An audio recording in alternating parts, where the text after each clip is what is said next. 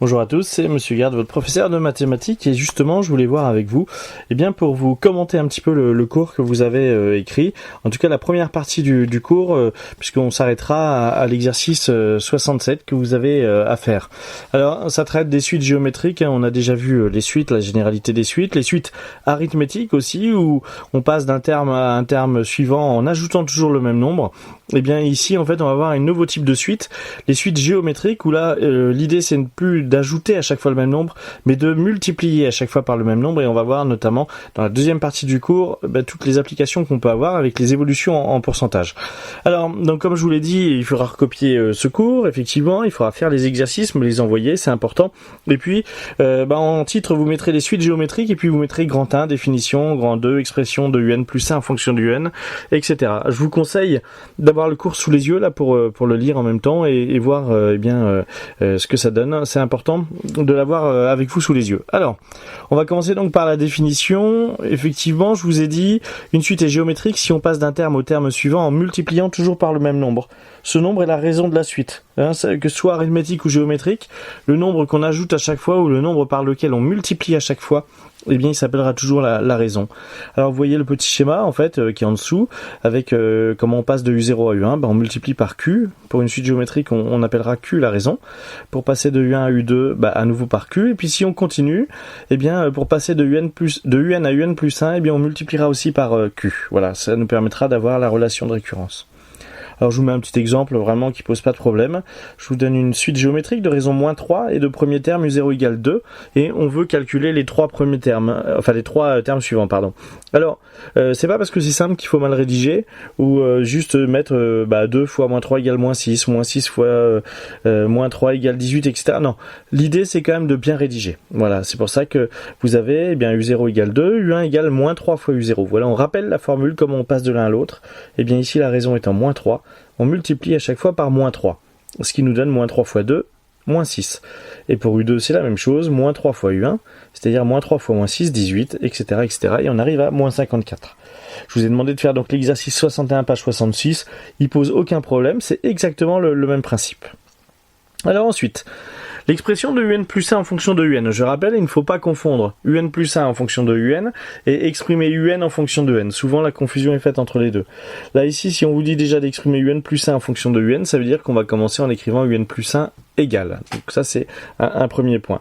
Et puis, si on essaye d'analyser les choses, UN plus 1 en fonction de UN, ça veut dire un terme en fonction de celui d'avant. Voilà. Donc, comment je passe d'un terme à celui d'après. Alors, ici, on vous donne UN, une suite géométrique de raison de Q. L'expression de UN plus 1 en fonction de UN, c'est UN plus 1 égale Q fois UN. Et c'est la relation de récurrence, oui. Si vous jetez un coup d'œil à l'exemple du grand 1, vous avez U1 égale moins 3 fois U0. U2 égale moins 3 fois U1. U3 égale moins 3 fois U2. Et voilà, se dessine cette relation de récurrence qui est UN plus 1 égale Q fois UN. Voilà. Donc ça, c'est important. Elle est en rouge, elle est à apprendre, et surtout à ne pas confondre avec l'autre relation, l'expression de UN en fonction de N. Alors, je vous donne deux exemples. Le premier, on vous donne une suite qui est définie par U0 égale 20, et pour tout entier naturel n, UN plus 1 égale 4 fois UN. Donc, on peut dire, puisque UN plus 1 égale 4 fois UN, je passe d'un terme au terme suivant en multipliant par 4, et donc, à ce moment-là, c'est une suite géométrique de raison 4. Exemple 2, on vous donne une suite géométrique, on connaît le premier terme, c'est U0 égale 8, et on connaît aussi la raison, qui vaut ici Q égale moins 2. Alors, on vous demande de calculer U1 et U2, première question, donc c'est ce qu'on va voir, et ensuite d'exprimer UN plus 1 en fonction de UN. Alors ici U1 c'est U0 fois moins 2, c'est-à-dire 8 fois moins 2 moins 16, et U2 U1 fois moins 2, c'est-à-dire moins 16 fois moins 2 égale 32. Et puis UN plus 1 en fonction de UN, on donne la formule générale, UN plus 1 égale Q fois UN, et Q vaut moins 2, donc ça fait UN plus 1 égale moins 2 fois UN. Voilà. Bon, ça c'est vraiment l'introduction ici du chapitre, il n'y a pas de difficulté.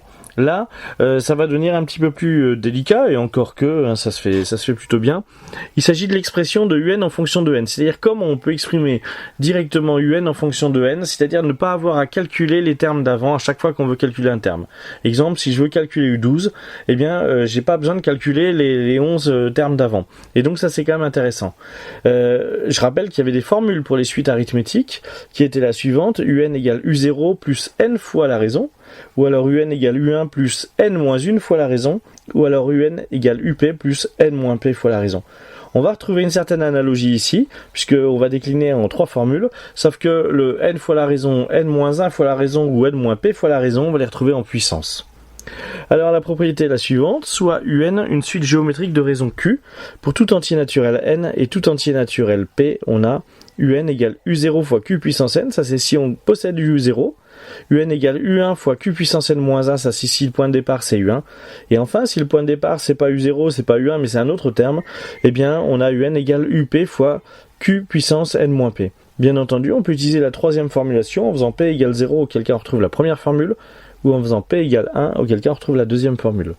J'ai conscience que je vais assez vite, là, en lisant ce cours, hein, bien entendu, mais prenez le temps de faire des pauses, de réécouter, c'est aussi ça, vous avez la possibilité de faire. C'est pour ça que je vais relativement vite. Faites des pauses, analysez les choses, et puis une fois que vous êtes sûr bien, d'avoir compris, vous passez à la suite. On va voir deux exemples, ce qui va nous permettre de bien comprendre. Le premier exemple, vous avez une suite géométrique de premier terme U0 égale 10. Donc déjà tout de suite, U0 égale 10. Puisque j'ai U0, je vais m'orienter vers la première formule, UN égale U0 fois Q puissance N. Sa raison, c'est 3. Exprimer UN en fonction de N et en déduire U4 directement. Vous voyez, U4 sans avoir à calculer ceux d'avant, ce qui est quand même fort appréciable. Alors je commence, UN égale U0 fois Q puissance N. Oui, je suis allé chercher la formule avec U0. Et puis, je remplace U0 vaut 10 et Q vaut 3. Donc ça fait UN égale 10 fois 3 puissance N. Je veux calculer U4, rien de plus simple, je remplace N par 4. Ça fait U4 égale 10 fois 3 puissance 4. Quand on calcule, on tombe sur 810. Voilà. Donc ça c'est quand on a quand on utilise la première formule. Alors, j'avais dit 2 exemples, on en aura même 3, un pour chaque chaque utilisation de la formule. Alors exemple 2, je vous donne une suite géométrique de raison Q égale 2 et telle que U6 égale 100. Voilà. Donc là, on démarre à U6. Donc c'est important. C'est donc on va s'orienter vers la troisième formule. Alors on vous demande d'exprimer UN en fonction de N et d'en déduire U1. Alors, on va prendre la formule UN égale UP fois Q puissance N moins P. Quand on prend ici U6, ça fait UN égale U6 fois Q puissance N moins 6, P valant 6. C'est-à-dire UN égale 100 fois Q puissance fois 2 puissance N moins 6. On vous demande ensuite de déduire U1. Là, on revient en arrière. C'est assez intéressant, c'est-à-dire que les suites, en fait, on n'est pas obligé d'aller toujours de l'avant, on n'est pas obligé de calculer toujours les termes d'après, on peut aussi calculer parfois les termes d'avant. C'est le cas ici. Donc du coup, on remplace N par 1. Alors ce qui va nous donner une puissance négative, mais la calculatrice calcule pleinement les puissances négatives, il n'y a pas de problème. Donc U1 égale 100 fois 2 puissance 1 moins 6. 1 moins 6, ça vaut moins 5. U1 vaut 3,125. On vous demande de faire 3 exos, je vous demande de faire 3 exos. Là aussi, il n'y a pas de difficulté. Le premier exo, c'est avec U0, donc première formule. Le deuxième, c'est avec U5, donc troisième formule. Et puis le 64, c'est avec U3. Là, ce sera la troisième formule également. Voilà, donc de quoi vous vous entraînez, faites-les sérieusement. L'exemple 3, c'est un peu différent. Vous savez, quand on avait fait les suites arithmétiques, on avait fait des exercices où il fallait trouver la raison. Je connais les valeurs de 2 termes, je peux en déduire la raison. Ici, c'est la même chose. La seule petite chose qui change, c'est que pour une suite arithmétique, on pouvait prendre U1 et U6, par exemple, il n'y avait pas de problème. Pour une suite géométrique, il faut absolument prendre 2 termes, pas qui se suivent, mais qui ont un écart de 2 maximum. Soit 1, soit 2. Après, ça va devenir un petit peu plus complexe. Donc nous, on s'arrêtera à 1 ou 2. Ici, c'est le cas, vous voyez, vous avez l'exemple 3, une suite géométrique telle que U3 égale 200 et U5 égale 450. Vous voyez, on a U3 et U5, il y a un écart de 2 dans les indices. Déterminer la raison de la suite. Alors ici, ce qu'on va faire, c'est qu'on va utiliser la troisième formule, UN avec UP. Et on écrit UN égale UP fois Q puissance N moins P. Pour éviter de nous tromper, je vais prendre le premier U5 et le deuxième U3. J'aurais pu faire l'inverse, mais oui, je les inscris pour bien fixer les choses dans mon esprit. Alors ici, ça fait quoi? Ça fait U5 égale U3 fois Q puissance 5 moins 3. L'avantage que ça a, c'est de fait d'avoir pris 5 en premier et 3 en deuxième, c'est que la puissance, elle va être positive. Et ça, c'est pas négligeable. Alors ça fait 450 égale 200 fois Q au carré, c'est-à-dire Q au carré égale 450 sur 200. 450 sur 200, ça tombe juste, ça fait 2,25. Donc Q égale racine de 2,25, c'est-à-dire Q égale 1,5. Il est évident qu'on va tomber sur des raisons quand même qui tombent juste ici. Donc la raison est 1,5. Là, on vous demande de faire 2 exos. le 65 et le 66, allons jeter un coup d'œil. Le 65, on a U0 et U1, donc là vous allez voir, il n'y aura même pas besoin de prendre la racine carrée, on va tomber directement sur Q. Et puis le deuxième, on a U2 et U4, vous voyez, on a cet écart de 2, donc pour bien faire les choses, je vous conseille de prendre pour UN, de prendre U4 et de prendre U2 pour UP. Voilà, après vous pouvez faire ce que vous voulez, hein, si vous voulez avoir un petit problème de calcul, mais si vous le faites comme ça, vous n'allez pas avoir de soucis. On passe au point suivant, démontrer qu'une suite est géométrique. Alors pour démontrer qu'une suite était arithmétique, ce que on faisait U1 moins U0 et U2 moins U1. Et on comparait les deux pour voir ce que cela donne. Si les écarts étaient identiques, c'était pas une suite arithmétique, c'était le début d'une suite arithmétique et il fallait le démontrer dans le cas général. Si les deux écarts étaient différents, à ce moment-là les choses étaient classées, ce n'était pas une suite arithmétique. Pour une suite géométrique, on va procéder de la même façon, sauf que comme on ajoutait pour une suite arithmétique toujours le même nombre, on faisait donc la différence entre les deux.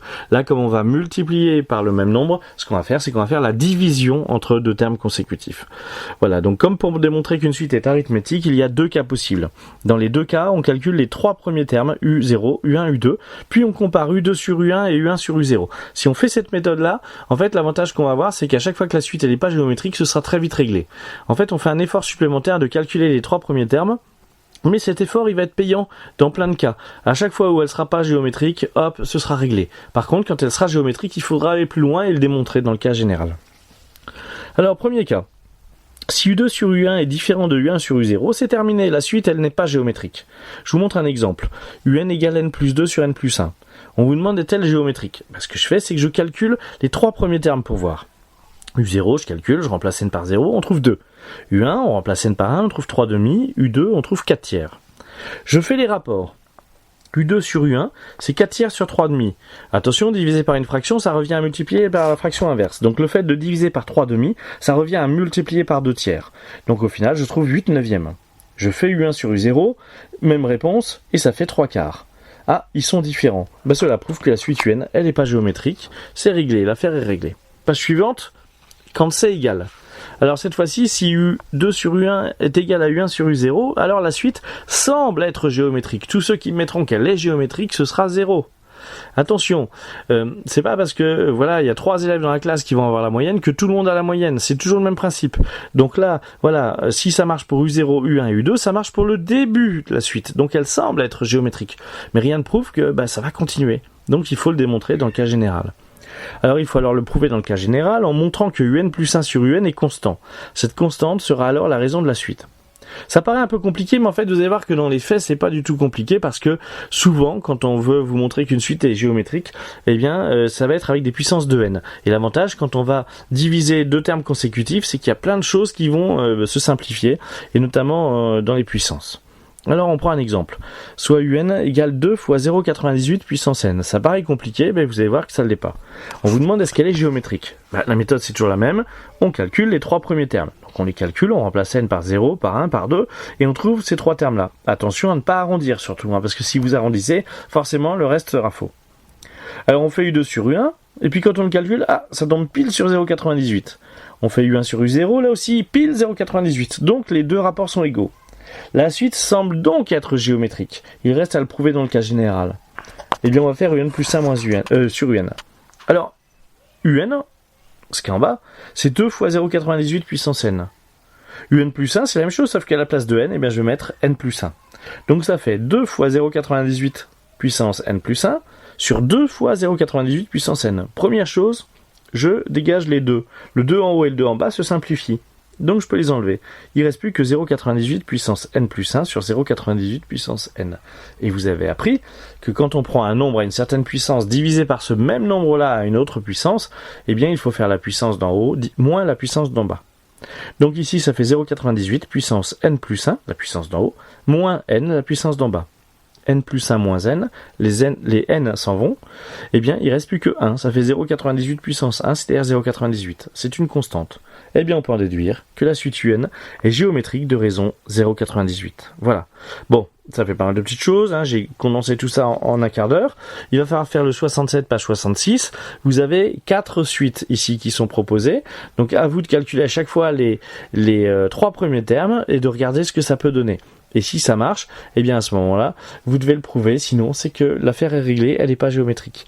Voilà, bon courage à vous, il y aura la deuxième partie ensuite, mais faites bien sérieusement ces exos. On est sur une partie encore relativement simple, j'ai pas dit que ça allait se compliquer après, mais après on va faire des exercices de mise en situation, comme pour les suites arithmétiques, et donc il faut avoir bien connaissance du début du chapitre. Je vous souhaite bon courage et n'hésitez pas à m'envoyer un mail si ça pose problème et à m'envoyer surtout via Pronote ou via l'ENT. Merci, bon courage à tous.